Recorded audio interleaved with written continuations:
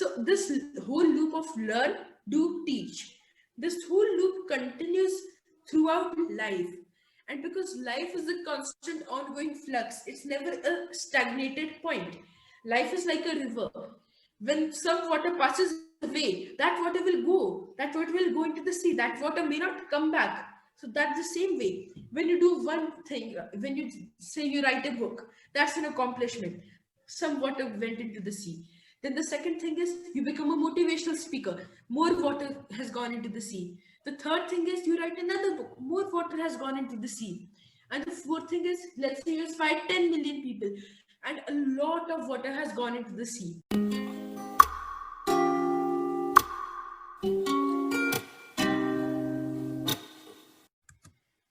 Hello everyone, welcome to this podcast. On this podcast, I have Prabhsimrat Gill. He is the best-selling author and inspires the world with his blogs. He is on a mission to help people to live better every day. Hello Prabhsimrat. Hello, Virgyan. Hello, everyone. So I have told the audience a brief about you. Now you continue with your story. Okay, so first of all, I would like to welcome all of you to this podcast, and I feel that you will learn a lot from this and gain a lot of value from this. So, starting with my journey, as an author and as a blogger, I have learned a lot throughout the past 1.5 years since I started blogging.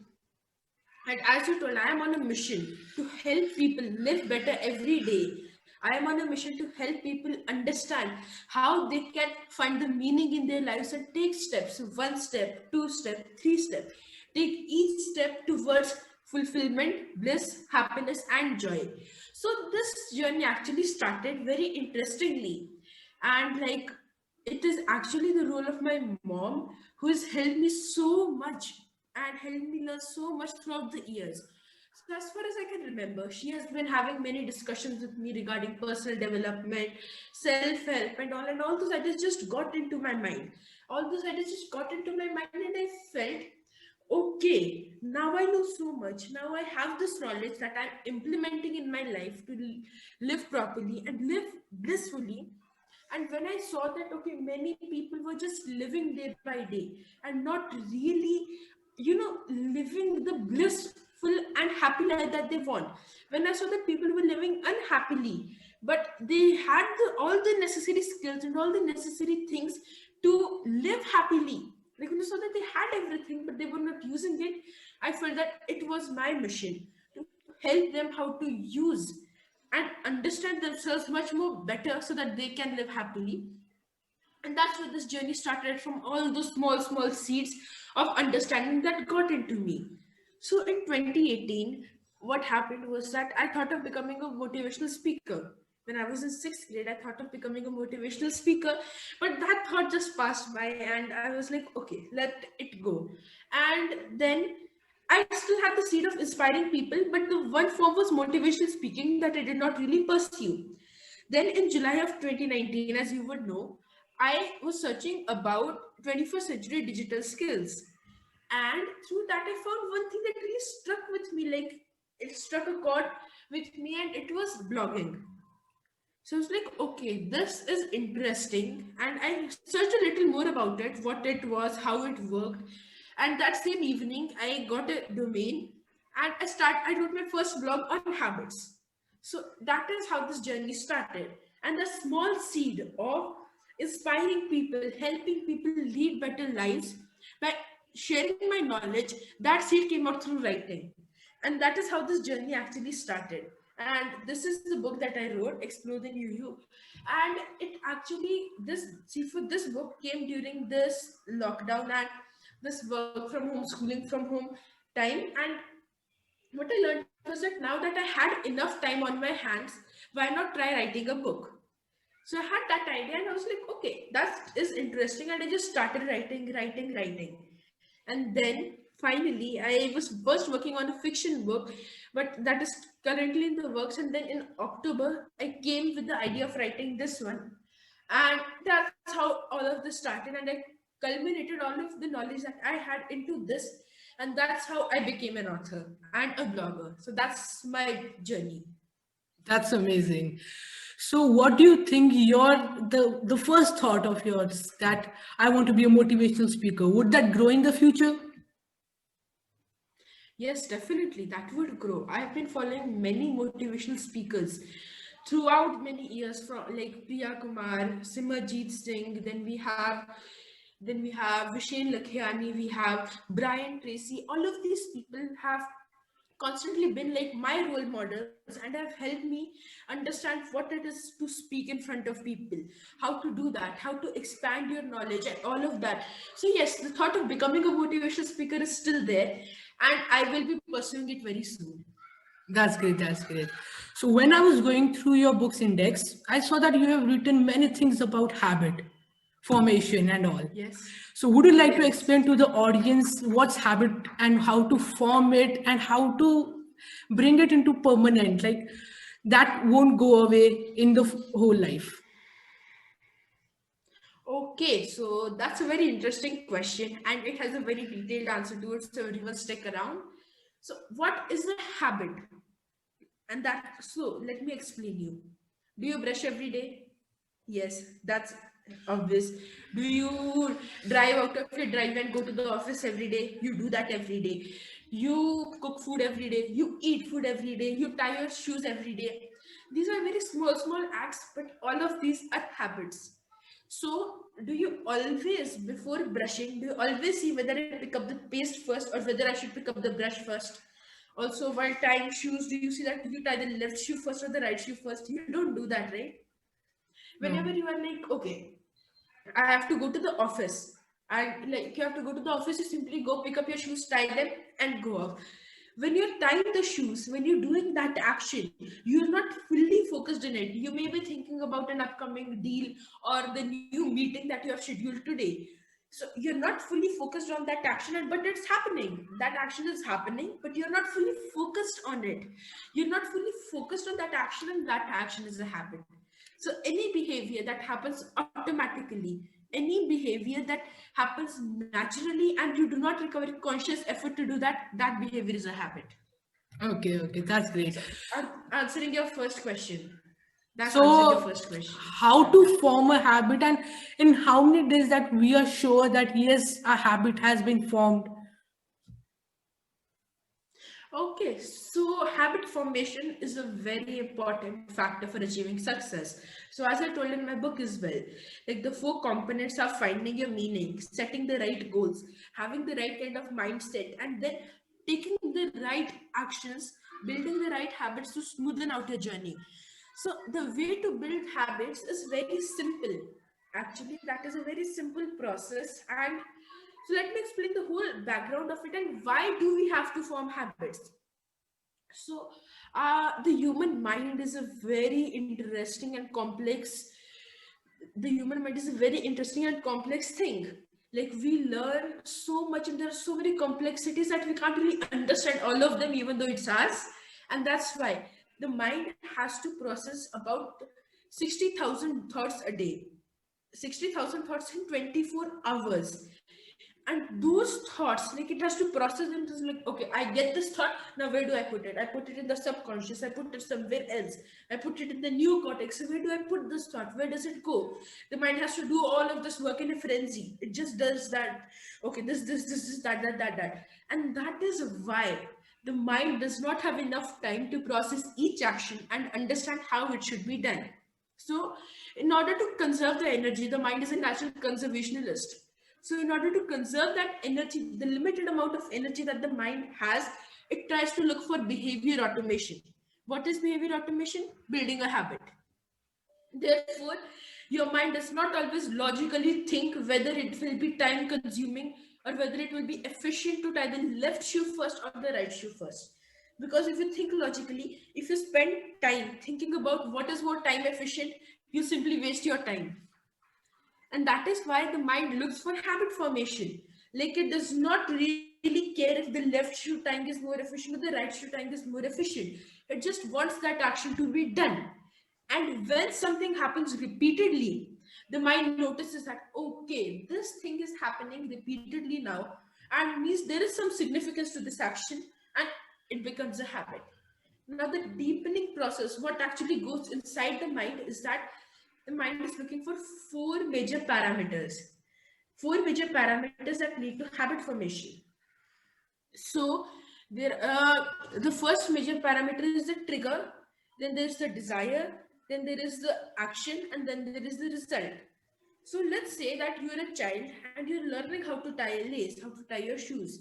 So the mind will constantly looking for behavior patterns to automate.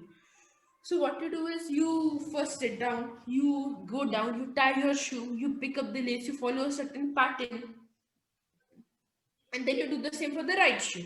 After that, you go and walk. So that is the behavior in your eyes. But what the mind is seeing is the trigger, something that triggers some behavior. So the first component, trigger, is something like a fuel signal on a car. So let's say that you're driving a car and you see that okay, the fuel line is on red. That red line indicates, triggers a behavior in you that you have to refill the car, right? So when that behavior is triggered, you take the action of filling the car, you take the action of doing that. So imagine that there was no fuel sign there. There was no fuel sign in your car. Then you would always be in worry about whether I have to take some action or not, right? You would always be worrying that whether I should take an action or not take an action, like whether should I refuel now, what if there is no fuel station after 100 miles or so, so what will I do if I run out and all. So there will be a constant frenzy about whether to take an action or not. So the first parameter that the mind set was that I need a proper cue, a proper trigger to the behavior so that I can understand that I have to initiate an action or not. So when you see that low fuel sign, you automatically trigger an action of refueling the car. And now let's come back to the tying of shoes. So the mind sees that the trigger of that is the trigger of that action of tying the shoe is going out. So you have decided to go out. You have decided to go out of your house, and in order to look formal, you tie your shoe. So the trigger is the thought of going outside. So the mind notices this pattern and simply sees, okay, whenever there's the thought of going outside, I need to tie my shoes. That's the automated behavior. Then comes the second thing, desire. Now, a desire is to do something, a desire or a urge to do something or have something. So when you have the thought of going out, the trigger of going out, there is the desire of wearing your shoes so that you look formal and pretty. You don't want to look like a person just who got out of bed and straight went out. Right? You don't want to be roaming around in your slippers. You want to look formal and you want to look well dressed. You have a thought of going out, that's the trigger, and the desire is to look formal and well dressed. To fulfill that desire, you take an action. That's the third component. The desire, the trigger indicates that a behavior needs to be done, but a desire fuels the behavior. So the desire fuels the action and tells you that okay, you have to do something now. So when you have the desire of looking formal and pretty, you go out and pick your best shoes and you wear them, you simply tie them. And after that, there is the result. What's the result of that? So the reward or the result that you get is that you are now looking pretty and good.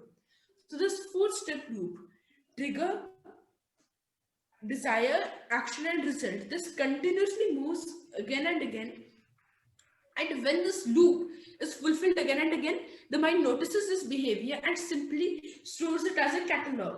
So when the mind has this behavior, it is always looking for those cues. And whenever it sees that you have the thought of going outside, you immediately generate the desire of looking pretty. With that desire, you go tie your shoes and you go out. And when this happens so repeatedly, it becomes a habit, and that habit then happens unconsciously. So whenever you have that idea of going outside, you automatically go pick up your shoes, tie them and go away. That's how it works. That's how the habit loop works, and that's how habits are formed. That's amazing. And I really I'm like really a fan of your explanation with examples and all. It means like Thank you very much. Thank everyone you could very much. understand it. So my next question to you is that everyone has their own fear, but the main fear in adult and children is the fear of missing out. So Okay, like yes, yeah, yes. so how would anyone conquer that fear? Okay, so yes, your question is pretty good. I have personally seen that many people have the fear of missing out, the fear of missing out on the latest tech gear, the fear of missing out on the latest something, the fear of missing out on the latest happenings that are going on with their friends, the fear of missing out on almost everything that may be happening. And to do that, to remove that fear, right? Because sometimes we need to understand why do we need to remove that fear, because there should be a reason behind doing everything. So you are asked the question of how to remove the fear of failure, no, the fear of missing out. Yeah. So the simplest reason, why would you want to remove the fear of missing out? Okay, so if you want to remove the fear of missing out, it may be because when you're doing some things just for the sake of being with your friends, you're losing out on time and opportunities to pursue what you really want to pursue your passion. But you're fearing that maybe if I do that, I may not be able to give time to my friends, or I may not be able to give time to all of these people around me, and therefore I may not be included with them. They may seclude me. So that fear and insecurity is what we need to remove. And the reason behind it is we want to do something that may not be support, that those actions of being with our friends and all may not be supporting. So now that we understand the reason behind removing the fear, we can go deeper and understand how to basically remove that fear. So, the simplest way to remove a fear is listen to it. Listening to the fear. So, oftentimes, what we do is that whenever we feel fearful, we do that. No, I don't want to think of that thing. I don't want that thought. Go away, go away. We do that to the thoughts. But what we're basically doing is you're putting them away in a cage. Our thoughts are like monkeys. Our thoughts are like monkeys, and when you put them in a cage, what happens is that they will shriek and shout and they'll do all of those things just to get out. And therefore, the simplest thing that you need to do is listen to your thoughts. Let them do their chatter, batter, and whatever they want to do. Let them do all of that. And the monkeys will eventually go away. And so your thoughts will slowly silence down. That is the first step to controlling your fear. Silencing down your thoughts and calming yourself. That's the first thing that you must do. And then the second thing is analyzing your fear. Like, is it really something that I must be fearful of? So there are two kinds of fears, a biological fear and a psychological fear. So the fear of missing out is a psychological fear because it is unnecessary.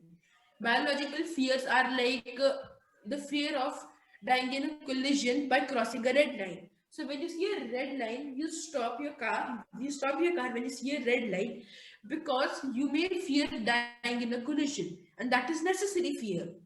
Because if you say that, okay, I'm fearless and I will drive through the red signal, or I will jump off a cliff because I'm fearless and nothing will happen to me, that is foolishness. That is not fearlessness. But when you feel that, okay, I know that I want to pursue my passion, I know that I want to do something, but for that I will have to give up on the times that I am spending with my friends, and even if they seclude me, I'll be fine with that. That is called fearlessness.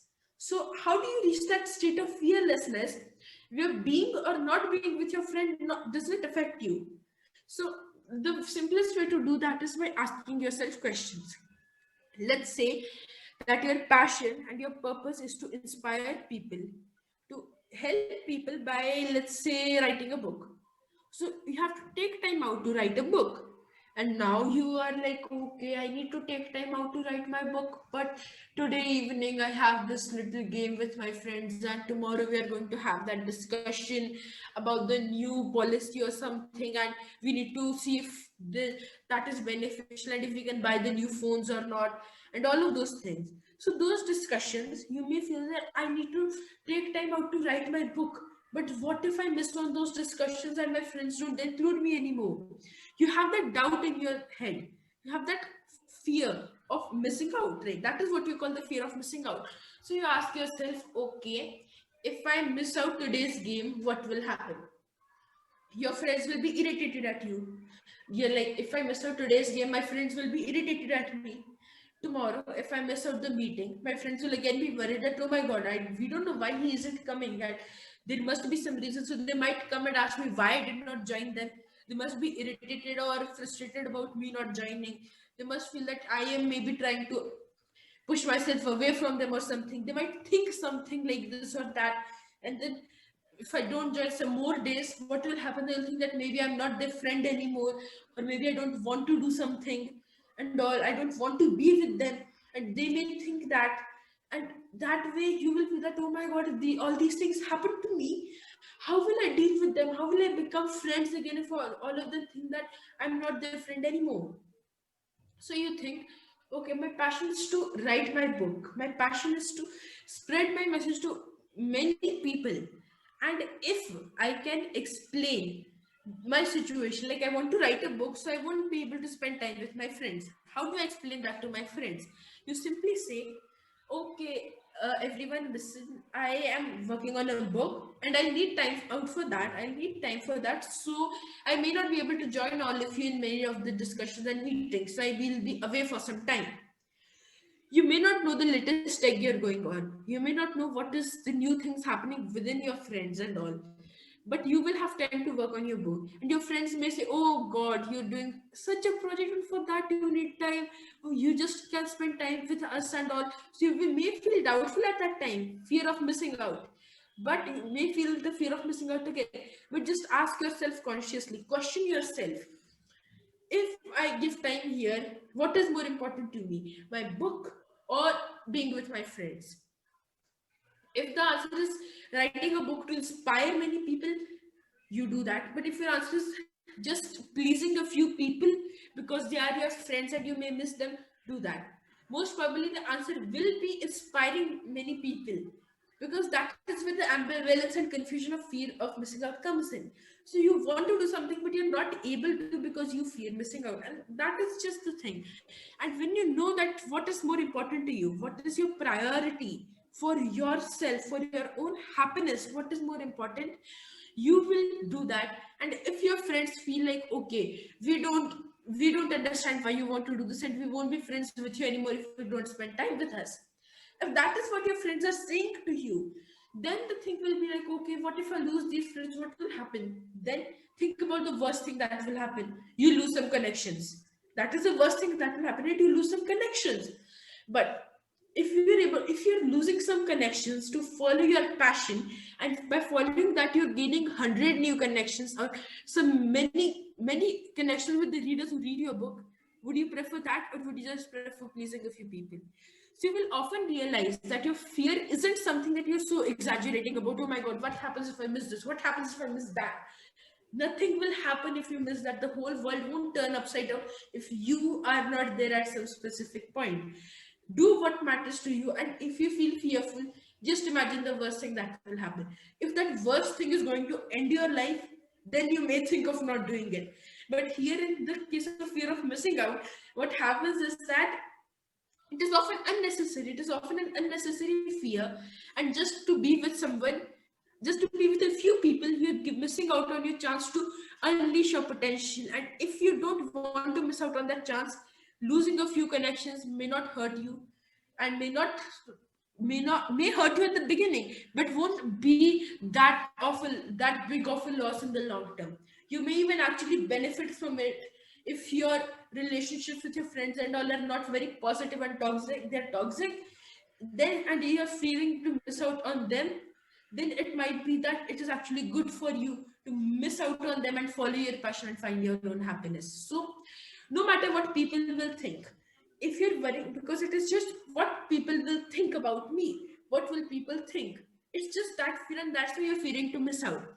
But once you get over that, what will people maximum they think? They will think that this person is an introvert, he doesn't care about anybody else, and he just wants his own happiness.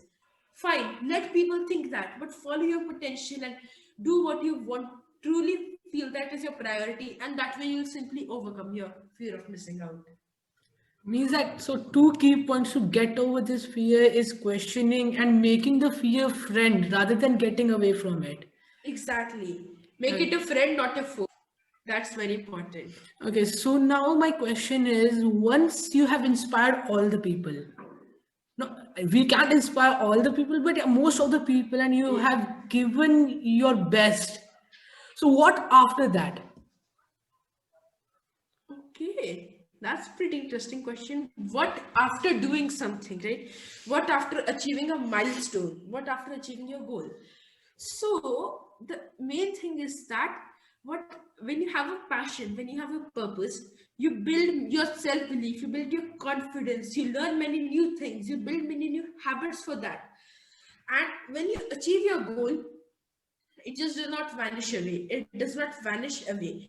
So your goal is a one time achievement, your goal is a single moment. So I had the goal of publishing my first book by 1st December 2020. When I hit the publish button, that goal was done. It was just a momentary achievement, but the kind of habits I built, the kind of learnings I had through writing this book, the kind of understanding I gained about my own writing, about my own skills, and how I need to improve them, that whole understanding did not vanish away with this. I built new habits. I start writing more consistently, and all of those habits are still with me. So after achieving my goal, after giving my best in this book, I know that I still have more to give. I still have more to do. So I'm continuing my passion of writing. My passion of writing and inspiring people by writing blogs every week. And another book is in the works. So like you said, what after you have given your best, you have done all of that, and you've inspired people, let's say through motivational talks and everything and all. So after everything of that happens, like after I do everything that I know I can offer, I will look for more. I will look to learn more, do more, and teach more.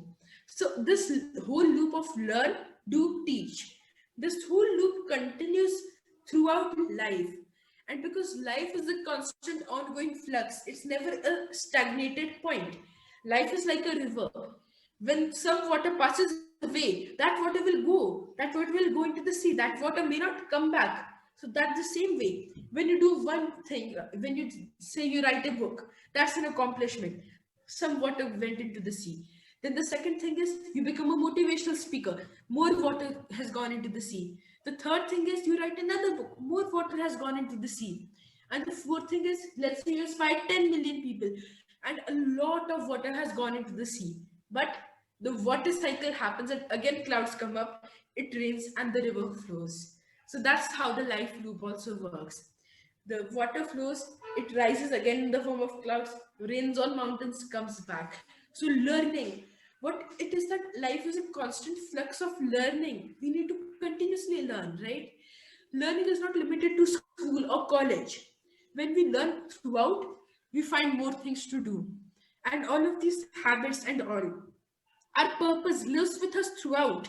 Goals are single accomplishments, but our purpose lives throughout with us, and that is how we do more and achieve more.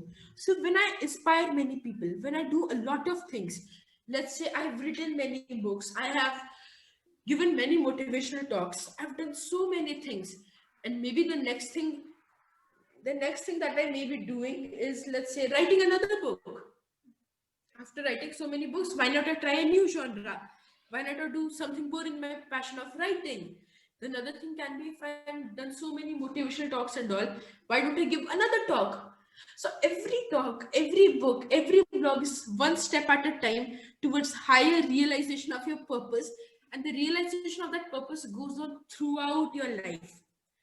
So you will inspire many people. You will bring about a major difference in life. So let's take example of Bill Gates.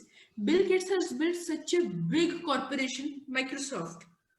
He has done so many things in Microsoft that now it's such a successful company. He started from a small garage, but now he's at such a big base. But what is he doing after the success of Microsoft? He just didn't stop there, right?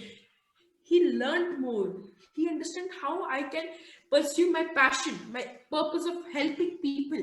And he founded the Bill Gates Foundation. Now he's working under healthcare. Now he's helping people via healthcare. First he did that through technology. Now he's doing it through healthcare. And that's how everything works.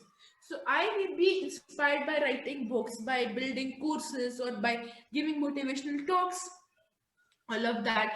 And then the next thing that I may be doing is guiding people personally. If they feel that, okay, I need to take some personal guidance on how I can personally improve my life, I may start some counseling business.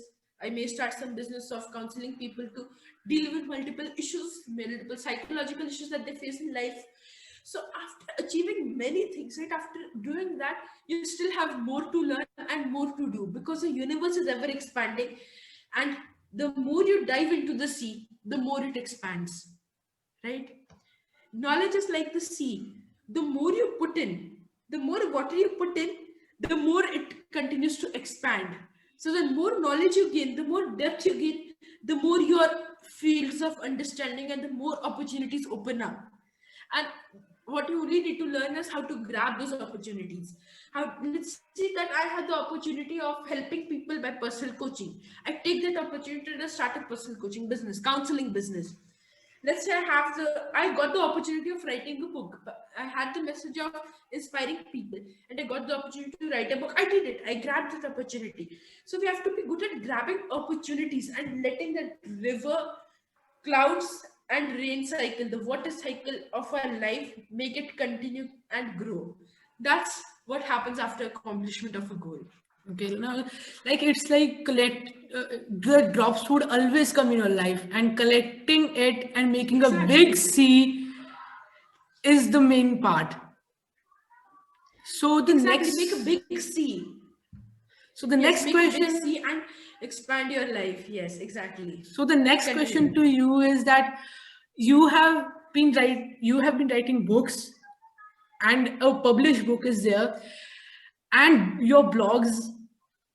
But beyond that, in the Yes. future, what are you thinking to do to inspire people? Beyond Okay. motivational speaking, also. Okay, so personally, what I feel that to inspire people, what I'm doing is one thing that I plan to do in the future. I'm currently working on it, is building a social media influence. So as of now, I'm putting content, I'm putting my writing and my content out on Twitter, Facebook, and Instagram. I'm sharing my content with people so that anyone who stumbles upon my profile can find something that can help that person lead a better life. One sentence, one small quote, or one small line, one small picture, all of these things have the power to transform a life. And therefore, apart from writing books and blogs, I'm trying to help everyone out there by building a social media influence and sharing my knowledge out to the public. That's one thing I'm doing. And then I'm thinking of doing more things like this podcast I'm doing with you. This podcast is a way to inspire people. Apart from writing books, writing blogs, and doing motivational speaking, this podcast, connecting with people via interviews, connecting with people via email and all. So these are the things that I plan to do as an influencer, and as a digital coach and all. I plan to do all of this and help people achieve more in whatever way possible. That's how I plan to move ahead. Okay. So, what's your parting note to all the audience out there? Okay, so, to everyone out there, I would like to give you one last piece of advice. And as we discuss in this podcast mainly about fear and habits, so I feel that the last one sentence that I would like to share with everyone is, when you conquer your fear and when you build the right behaviors, there is nothing that can stop you from achieving the bliss, happiness, joy, success, whatever you want in your life. When you conquer your fear and when you build the right behaviors, there is nothing that can stop you from achieving the bliss, joy, happiness, and success that you want in your life. All of these things happen together, and one of the most important things to understand is building a strong foundation by building good habit systems. That is an important thing, because goals are one time achievements. Have those desires, have those goals to achieve something in your life, but don't just concentrate on the reward. Concentrate on the process that is going to take you there. So the goal is like the end destination of your journey, and you plan to drive your car on the highway to your goal. You first need to know how to drive your car. You first need to know how to maintain it and how to deal with the spontaneous situations that may come up. And when you know all of that, that's when you're able to go properly. So concentrate on the process, make the right behaviors, understand and overcome your fears, and you will be successful. That would be my parting note for this podcast. I That's a really great love advice. having this discussion with you. If you have watched this podcast till the end and you will love reading Prabhsimrat's book and his blogs, the links are in the description below. Do follow him on social media. Do subscribe to my channel and hit the like button. Share your thoughts in the comment below. Do share as much as you can. Thank you for watching this podcast.